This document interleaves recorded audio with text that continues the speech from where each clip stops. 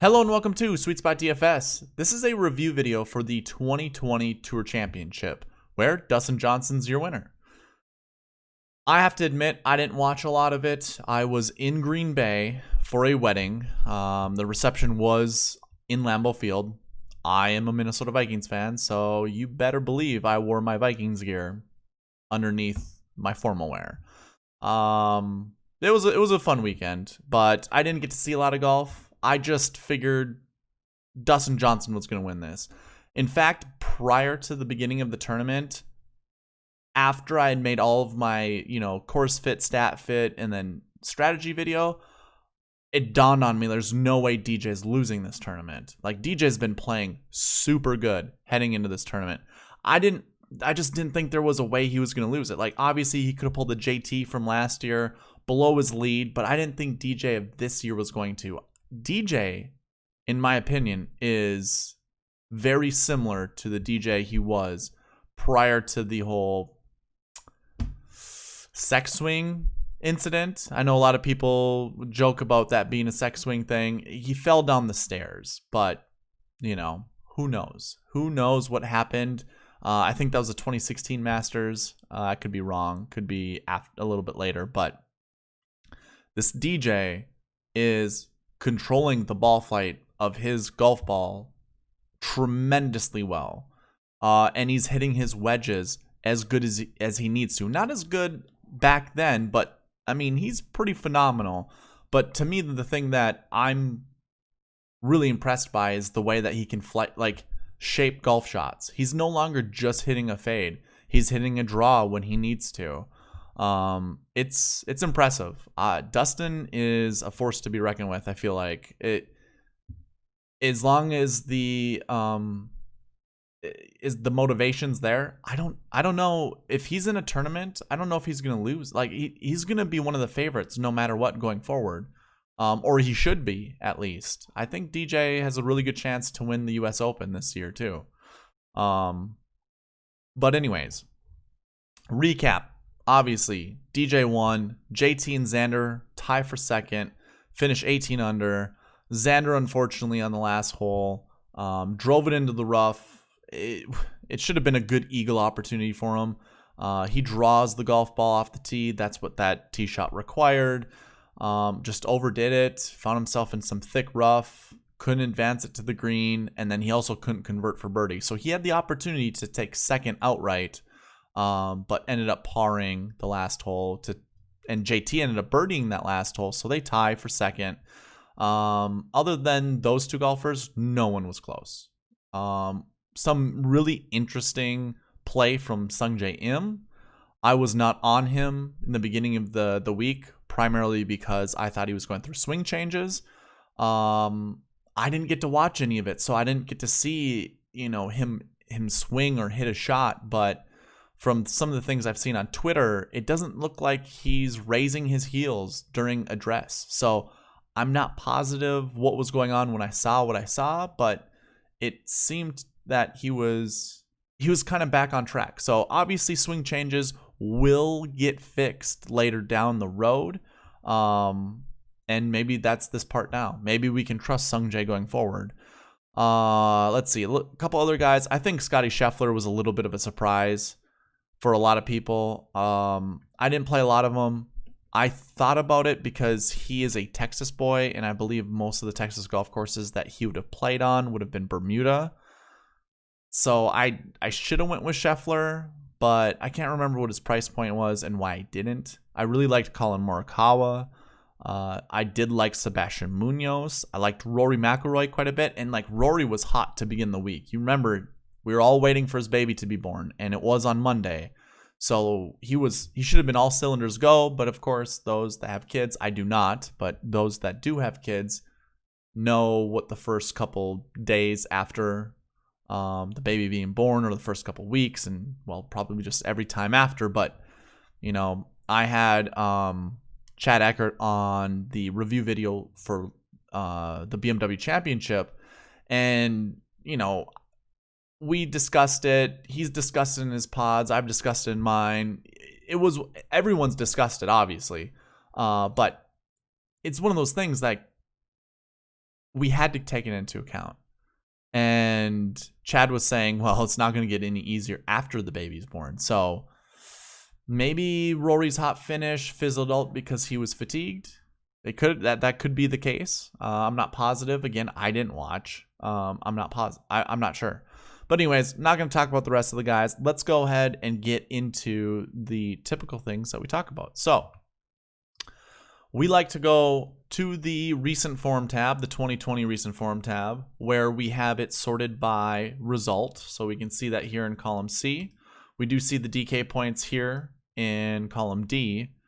And basically what we do on this page is look at the it's whatever the highest entry fee is for the week the highest entry fee for a GPP that I play. So that was the Drive the Green, the $5 Drive the Green. The winner scored 560 points, had Dustin Johnson, Xander Schauffele, Scotty Scheffler, Sebastian Munoz, Mackenzie Hughes, Abraham Ancer on his team for a whopping 560 points, like I said before. The optimal lineup scored 562 points. And that was Justin Thomas, Xander Schauffele, Scotty Scheffler, Tyrrell Hatton, Sebastian Munoz, and Mackenzie Hughes. So the winner, super close. But we did not find the optimal lineup, not in the $5 Drive the Green. Maybe perhaps in other tournaments we did, but not for this one.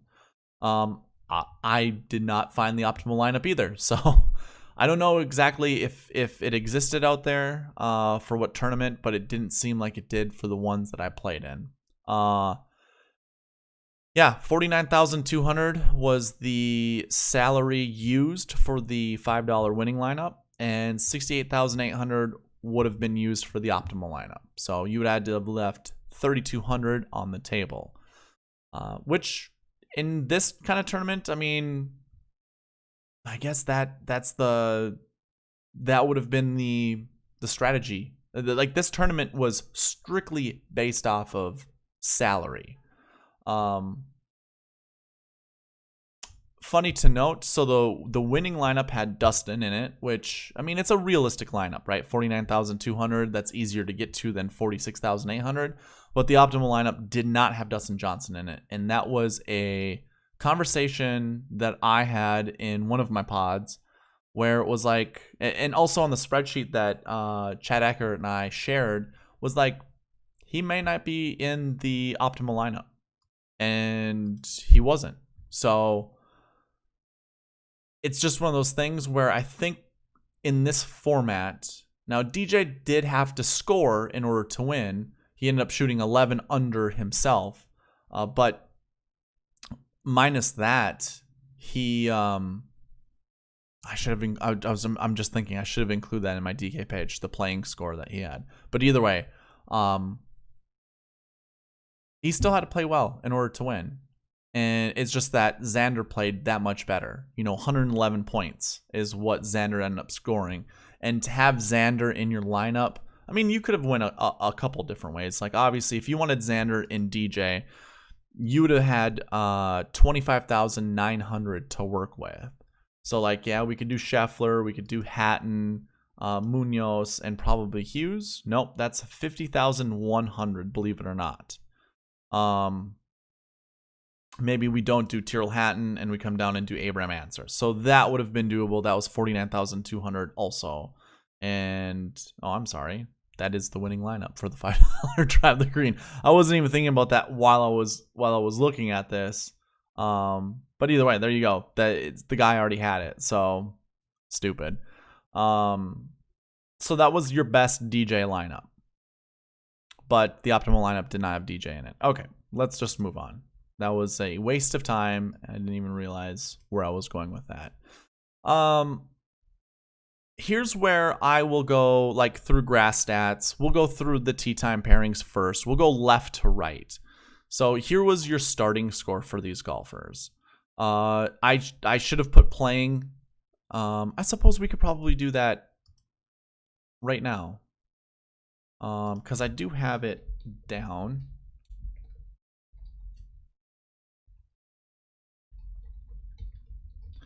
So whenever I do this, I like to do the if error That way, if there is one, I don't want to see that stupid error sign. For those that are wondering why I threw that in there, it just makes it makes it cleaner, basically, your data pull cleaner. We want this to be a number. We don't want it to be, okay, perfect. So we'll go ahead, copy paste values only, and I can put playing score in here. I was told by somebody that they enjoyed me doing the equation on the fly. So that is what we're doing.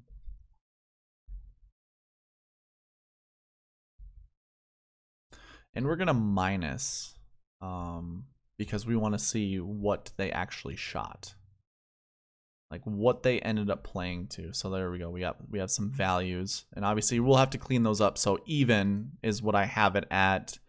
For even, we have the E for even. I suppose it's just gonna be 1. This will just be even. -4. Even as well. 4. That's kind of a disappointment, Billy Horschel. But anyways, there we go. So now we can sort by who played the best. And there you go. Xander shot 15 under. Scotty Scheffler shot 12 under. DJ 11. JT 11. Tyrrell Hatton 10.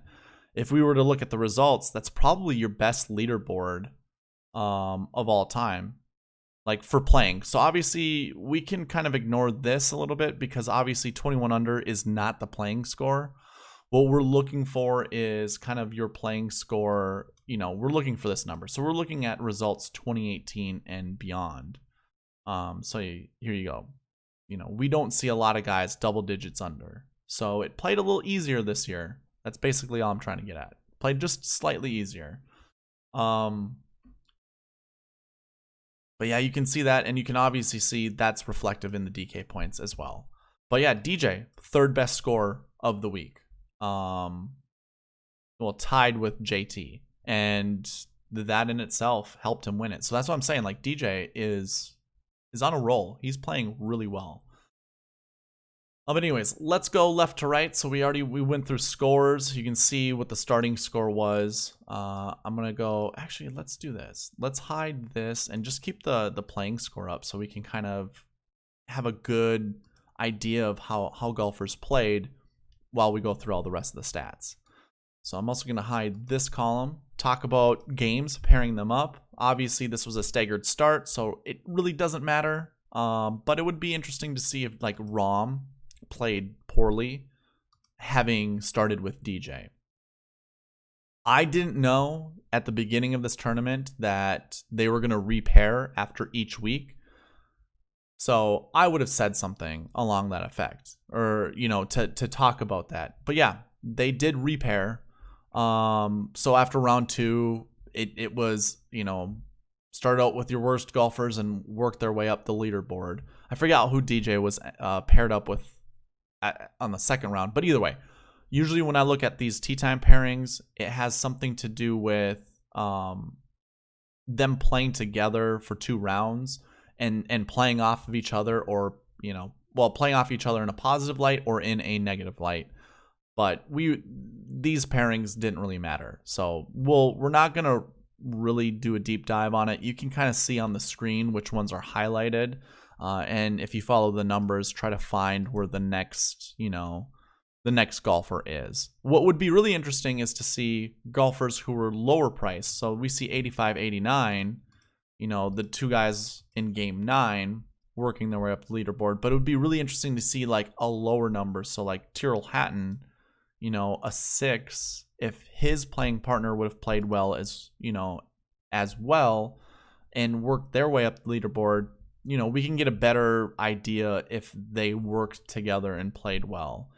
But again, they repaired after each round, so it's really hard to even look into this and try to find any correlation. So we're just going to go ahead and disregard that. we're going to disregard the odds, official world golf ranking, points per game, and value. And now we'll get into the stats. So course history is typically during our course fit video. I also look at the grass stats, which is going to come right after this. So let's go ahead and see, here are your top guys. Again, we have this sorted by result. You can see 4 golfers had course history. I had said we wanted to find golfers who had course history, just regardless, just any course history. But obviously we can see 4 rookies at this golf course doing well, finishing inside the top 10. So it's kind of a misplay by me. I didn't really fully go down that road anyways, but I was not on Scotty Scheffler. I was on Morikawa. I did play some Hatton, and I really liked Munoz. So I did play some Munoz. Probably not as much as I should have because I was on Kevin Na. And that had a lot to do with trying to find last year's Ches Reavie. So that had more to do with just the same numbers, like numbers that were very similar, which ended up not panning out. So anyways, that was kind of a miss by me. But yeah, course history. If we look at the top guys' course history, you can see, play into their playing score. That's what we should be looking at, is their playing score and their course history. How well did they do? Xander obviously did really well, but look at Billy. Billy Horschel played awful. 4 over, had a course history of 3.33. That was prior to the staggered start. I don't know if he was just pressing and then played terrible, but that's not good. JT 11 under. That was your 3rd best. So your 3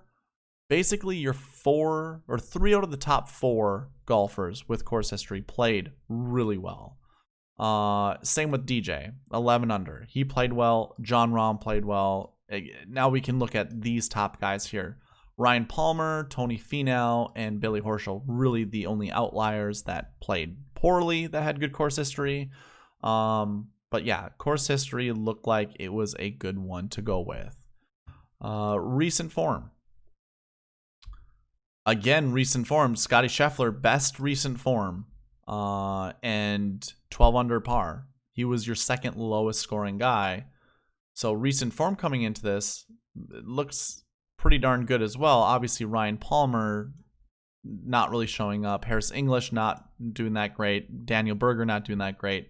But then we have Mackenzie Hughes, Justin Thomas, Scheffler, Rahm, and Xander. So Xander in both of those buckets, the course history and recent form, as is Justin Thomas.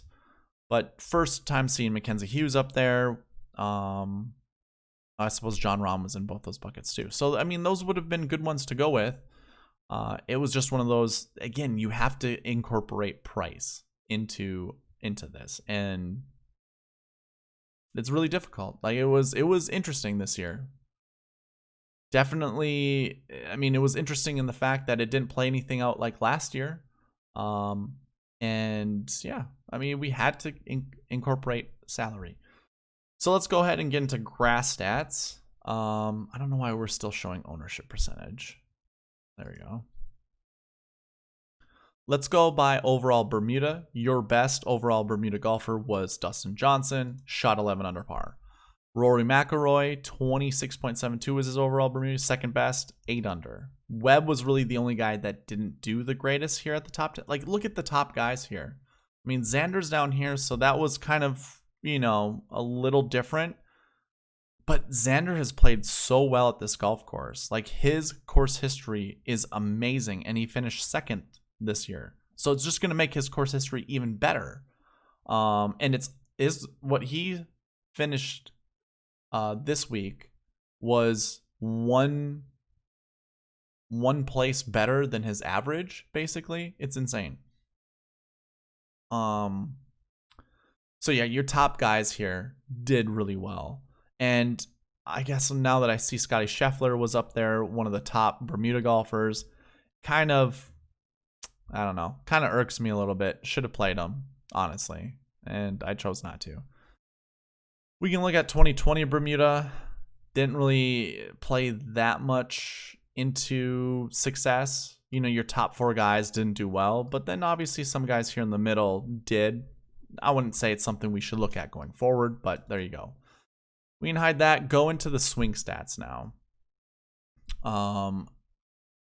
Here are your best swing stats. You can see results over here and playing score. I'm not going to talk about a lot of it. Tee to green was one that I looked at. I don't know if Tee to green would have won you anything, you know, especially I suppose if you were to anchor down with Justin Thomas, it wouldn't have been terrible. And if you went from Justin to like Xander, since some of these guys up here are difficult to go with. I was not on Hideki this week. I didn't think it was a good fit for him. But yeah, I would have played Rory and JT together. I would have played JT and Xander together, and Morikawa also. I wasn't really huge on Finau or Berger. I don't think you could really put these two together and have a serious lineup. So yeah, not a terrible one to go with. You know, that, Bermuda, recent form, course history, those things would have been pretty good with JT. Off the tee was not one I was looking at all. I was looking more so at approach. So looking at approach, yeah, it worked out a little bit, but then we have this right here, which is not good. So these were your leading guys coming into the tournament. And yeah, approach wasn't like the most telling stat. Tee to green was, and that's just obviously your overall game. Around the green, sure, we have a couple of guys here. Mackenzie Hughes, Justin Thomas. Hughes was in your optimal lineup as well as your $5 drive the green winning lineup, which I should have updated what those were and left them, changed their colors here. But either way, yeah, around the green, found a couple, but not a really telling stat to go by. Putting obviously was not. This is ugly. Like, that's not good. Green and reg. No, not really either. Not really good scores up here except for Xander. How about proximity? Did that work out? Nope. And last stat we're going to look at is birdie or better. Did that work out? Sort of. You have a bunch of guys right here. Like, these are one of your best tournament scorers. But your top 2 guys, not so much. And I kind of go by top 2 quite a bit. Driving distance, not huge. Driving accuracy, not huge either. How about good drive percentage? Nope. And birdie or bogey avoidance. And not really. So it looked like tee to green was probably your best swing stat. Definitely probably best to go with Bermuda stats, grass stats over swing stats, as well as course history. One last thing I will talk about is the bucket system. I told you in the DFS strategy video that the bucket system was difficult to do this year, or for this tournament, primarily because of the staggered start. The bucket system is very result oriented. So if we're looking at results from past tournaments here, we just started the staggered start last year. So going back further into the past was really difficult. One thing that I do like seeing though, so if I were to, filter this by result. So DJ was a 5-1 coming into this tournament, but he had a 2-shot lead on everybody, or he had a 2-shot lead on second place. Like, he started at -10. He didn't have to play all that great to win. He ended up doing that because there were a lot of guys underneath him that played really well. But having that type of lead right away, something that's not really that, I don't know. The 5-1 means absolutely nothing to me. A lot of these numbers at the top mean nothing to me because they started, if we open this up with starting score and just went by starting score. Sorry, it's going to go the other way. So, like, look at all these numbers, 6-4, 6-4, or 6-6, 6-4, 5s, 2s, 3s. And if you've been with me, you know that the lower the bucket score, the better. But for this, bucket score didn't really matter. And I knew it wasn't going to, but what's really interesting is seeing Webb Simpson having the 4th best starting score, finishing 12th. Sungjae having the 6th best score, starting score, and finishing 11th. Now, Sungjae was on fire for a while in those first 2 rounds, but ultimately the 6s fell pretty far. And I think a lot of it attributes to the last week score rather than the last year score. But obviously the two of them together, now we don't see them in the top 10. Meaning now same thing happens. Like if I go back to the bucket system here, and we look at the sixes for last week, that still remains a 0. We look at the sixes here, there were 3 that had happened inside, that finished inside the top 10 over the last 6 years. That's your lowest percentage, 4.35%. Even with the staggered start, it still is applicable. So super interesting to see that the bucket score kind of worked when it comes to the last year's sixes and last week's sixes.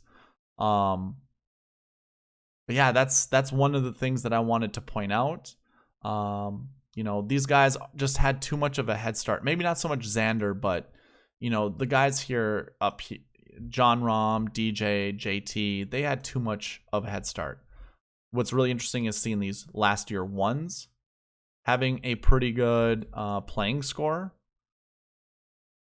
Even with Sebastian Munoz being another last year one. If we loaded up with those 4 golfers and then just, picked off a couple of guys at the top, the top starting score, you would have had really good lineups. And that would have been a really interesting thing to go by. But yeah, the sweet spot percentage, this was more of an experiment. It incorporated the bucket system as well as some of my favorite stats.